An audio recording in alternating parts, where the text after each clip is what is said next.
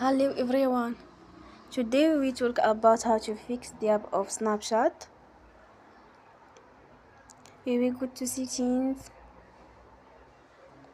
Then we click on apps.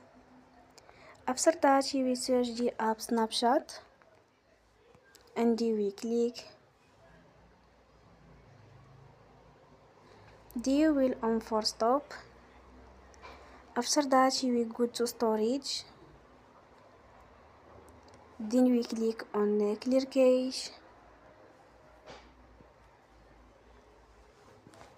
Here we go to Play Store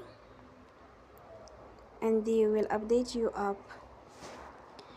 Don't forget to support us by like and subscribe. See you next time and thank you for watching.